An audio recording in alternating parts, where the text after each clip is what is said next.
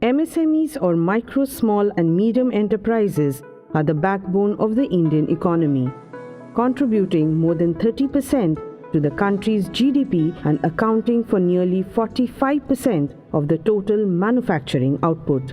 Most importantly, MSMEs create millions of jobs both in urban and rural India. Over the years, reforms such as GST and various financing facilities have aided the industry to grow and emerge from the pandemic's onslaught. An Atmanirbhar Bharat needs to have a vibrant MSME sector, and we decided to visit 2 such enterprises with our Chief Investment Officer and find out more.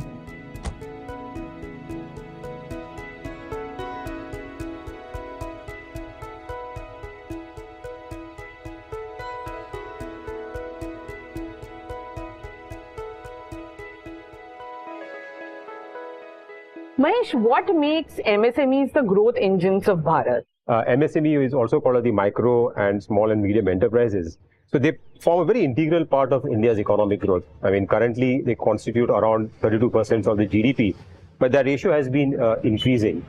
And if you look at MSME, I mean, they are integral part in creating employment, within the country, because a lot of these small and medium enterprises, they are more labor intensive. And currently, if you look at it accounts for almost 65% of the total employment generation in the country, and approximately around 18 crore people are employed in the sector. So that's very important for employment generation in a country where we are adding every year a large population to the working class population. Also, if you look at the MSME sector, plays a very important role in the export. Yeah. There are quite a few MSMEs which are there on the exports, and currently almost 45% of India's exports are coming in from the MSME sector. And especially at a time when India is looking to displace China as a part of the global supply chain, they can play a very important role over there. I think the large companies can't survive without the MSME, which provides more cost-effective supply chain and very timely. For scaling up or upgrading facilities, MSMEs, it's been a bottleneck for them for a long time. What kind of initiatives or facilities are provided in India to the MSMEs to have access to finance? I think over the period of time, we have seen various schemes from the government to really provide capital credit to the MSME sector. So we have the Pradhan Mantri Mudra loan, collateral-free loan to the MSME sector. There's also the credit guarantee scheme for MSME sector, right, which is also another line of credit on a collateral less kind of a credit. Where the government provides credit guarantee up to 75%, which has also enabled more better financing to the sector. Also on the for financing the initial capital investment, there is a capital promotion scheme which is there, up to 15 lakhs. So which provides initial seed capital for plant and machinery which is required for the sector. So there are some of these schemes which are, there's also a scheme for innovation. And how robust is the, SME exchange? Because a lot of them also tap into through, equity capital. So now there is a platform, which is there for small and medium enterprises to tap the capital markets through the SME exchange, which in the last 3 years has seen a huge growth. I mean, there has been an increased participation from retail investors. We talk about retail participation into the larger exchanges, but this exchange has also seen a lot of vibrancy, and where the small enterprises can get the initial capital, equity capital for their growth. So Mahesh, what is the potential of MSMEs for India becoming a self-reliant economy? As Indian economy grows, right, we don't want to depend on import, because that will really expand our current account deficit. So it's important to promote domestic manufacturing. A lot of the global players are setting up capacities in India, right? Whether it is Apple or Google. So they are creating an ecosystem over here, which requires a lot of ancillaries, right, to supply to the various components. So that's where the MSME are able to quickly adapt, because they are very nimble in that sense. Mahesh, what are some of the emerging sectoral opportunities that one can see in the MSME segment, like electronics manufacturing, for example? So could you throw some light on this? Yeah, so I think the government has identified a few sectors, right, where you want to really build up large-scale manufacturing through the PLI schemes. And within that, if you look at electronic manufacturing, EMS is a great opportunity where there's a lot of supply of components, okay, which is required, okay, where the MSMEs can play an important role over there.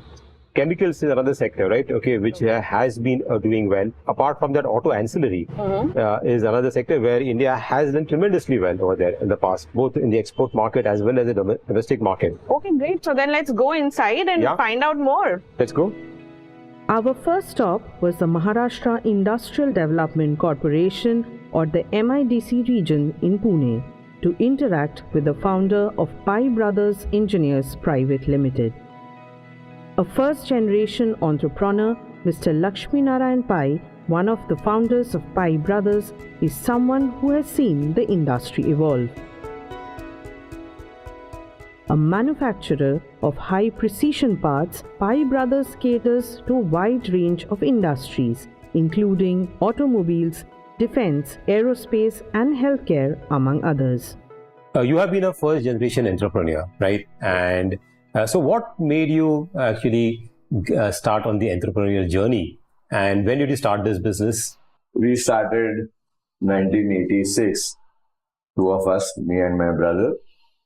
Entrepreneurship is there in our DNA, perhaps. My father was a businessman, but not successful businessman, but he was very encouraging. So we started our industry when we saw our friends were getting jobs in good companies. We had a vision that we should have a service industry where we can cater to the industry where there will be continuous growth. Also, something which can be automated, which people can run for you. You will see the industry from distance and how it grows. And technology was also evolving. When we started it, well, automotive had a volume. Right. So we focused our energy towards getting more products of automotive industry. Today, we are catering to all verticals of engineering, including two-wheeler and non-automotive, medical, drone, you talk about space, you talk about aerospace. We do components for everyone where there is criticality. 30% to 40% of our products are exported. We are going to... No, I think we have seen the MSME sector being a large exporter also, which I was surprised to see the data, right? Almost 45% of export from the MSME sector, right? Which shows the capability, engineering and quality, because for exports, your quality has to be really up to the mark. I think that shows the maturity of the SME sector. Exactly. Actually, I can say today, the young generation want to be in a startup. They want to be in that segment where there is a value addition and they can do more value for money. Right. And they are growing. While you were in this journey, right, you have been a first generation entrepreneur. You talked about financing was one of the challenges, okay, which is typical, okay, for banks don't tend to. Now we have various schemes by the government, but what are the other challenges typically for small entrepreneur when he starts, and what you face, and how things have changed, in the last, say, 10 years? So you see any change here for any new entrepreneur coming in now and starting up a new small enterprise? When we started, it was a very difficult times. There was no support from anywhere to start the industry, not from government side or from bank side. But if you talk today's time, yes, there are a lot of options. There are a lot of, money is easily available, perhaps without collateral also. Yes. So it is the right time to go become an entrepreneur, but the capital investment is huge. I don't see, unless you have some capital support, yes, getting off your own with only technology is going to be a challenge. You will need some VC to fund you to start up. But that's the initial when you set up. Yeah. After that, when you start the journey, okay, what are the challenges if you want to scale up and grow? What are the challenges, what you face, and how things are different, if you can highlight that? No, surely. The technical guys are big zero at the commercial or finance aspect of it. Yeah. We are very emotional when it comes to technical thing, but money has no emotions. So I believe that with the funding, and if you plan properly, you have,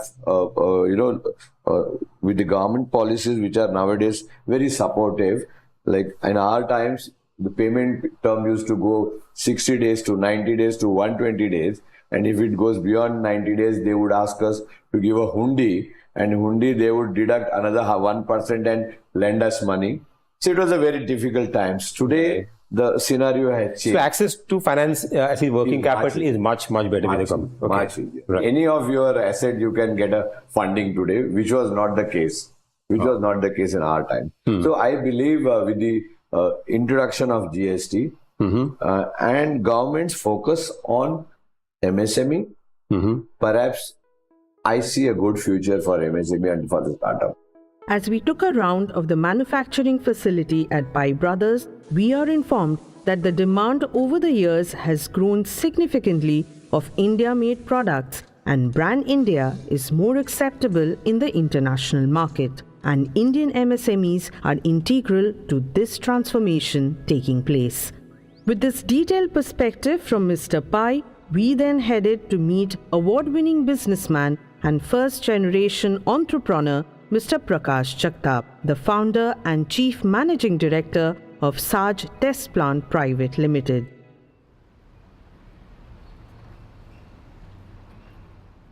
The enterprise specializes in dynamometers, an essential equipment used in the performance evaluation of any engine, motor, or other rotating prime mover so that its instantaneous power may be calculated. From building a 5 horsepower prototype in his garage, writing to global companies to get their product literature, to developing the technology in the country, Mr. Jagtap has experienced the full trajectory of making an Atmanirbhar Bharat. He received the National Award in the Import Substitution category for a defense tank engine test facility. So you have been a very early entrepreneur, I would say, right? With rich experience. Okay, you started, I think, your business in 1969. Yes. Right. Okay.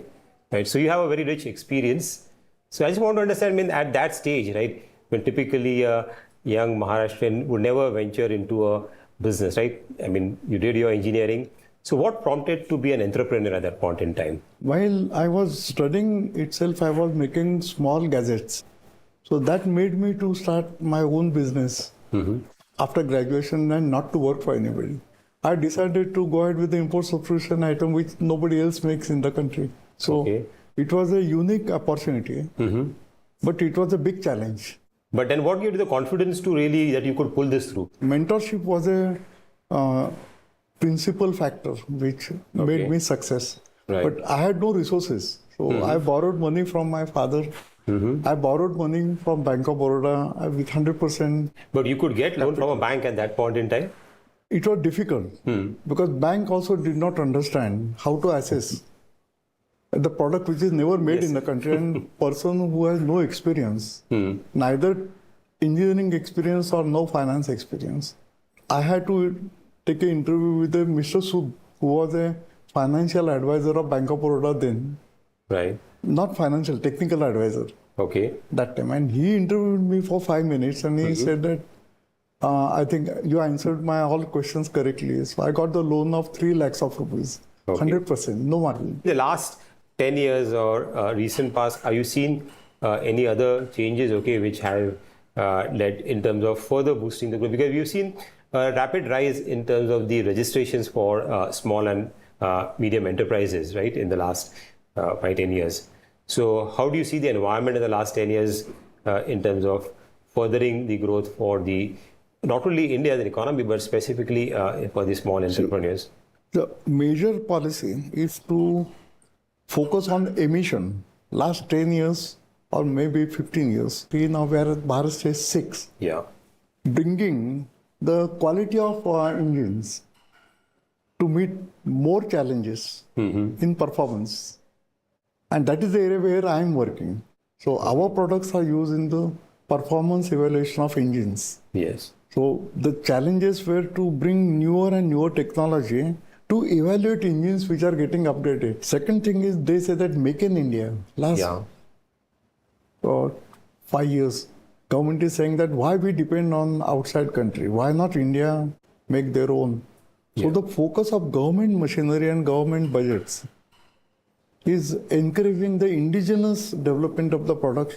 If it is not available, then only they can import. Yeah. So that is a change. In last 5 years, I think it's a very helpful and Supportive challenging for to the domestic, yes. domestic entrepreneurs. The third thing is converting conventional internal combustion into the electrical vehicles. Last 4 or 5 years, we are doing almost more than 50% business for this. Do you think, I mean, I've seen that even the small MSME sector accounts for almost like 45% of India's export. I was surprised by that number. Yeah. Right. So that shows that acceptability of our products in the global market, okay, is a credit to a lot of entrepreneurs, okay, who are technocrats, okay, been able to make products with the right technology and global standards. Yeah. I think that's amazing. The software companies in last 10, 20 years has really gained India as a global leadership in software development.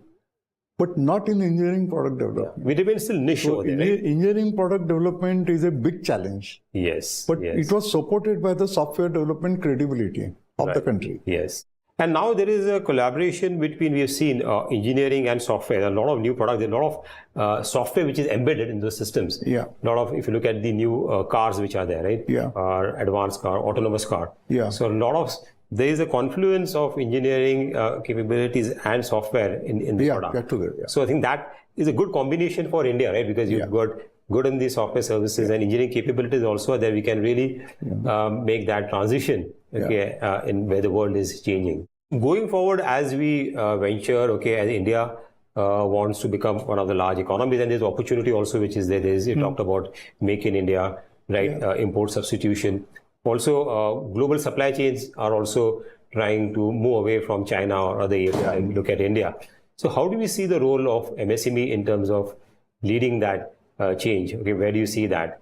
First important thing is the skill retention, skill building of the people working in each aspect of the product line. So that's very key. For that, we need to have good training programs and the training capabilities. Second thing is, we must be in position to make sure that right from the supply chain management, you must have the right quality. The supply chain, not you alone, but your supply chain management also has to have perfect quality and delivery on time. We are still having problem with the quality is the issue. Second is the delivery time on time. Then making sure that it performs properly on the site infrastructure. Right. So these are the challenges if any industry can meet from concept to commissioning. Okay. If you can build those skills, you are successful. If you build only concept and no solution, we lag behind. It's really interesting to understand your journey, right? I mean, you're a self-made man, okay, and build this enterprise and kind of a role model for others, right? As you said, you when you were there, you had role models, okay, to look forward to. I think you are a role model yourself for any entrepreneur who wants to start off. Great stuff. Pleasure talking to you. Yes.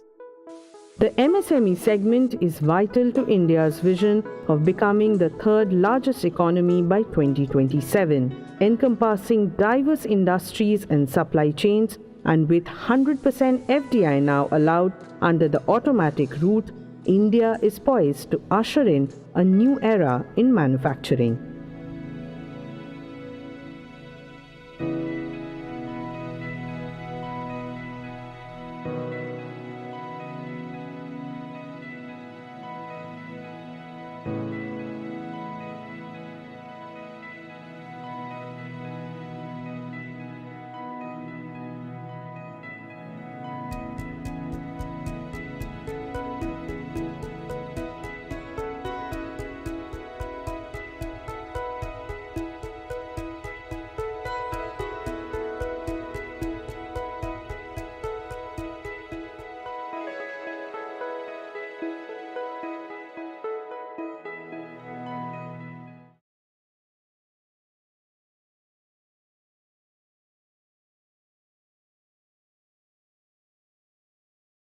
Mutual fund investments are subject to market risks.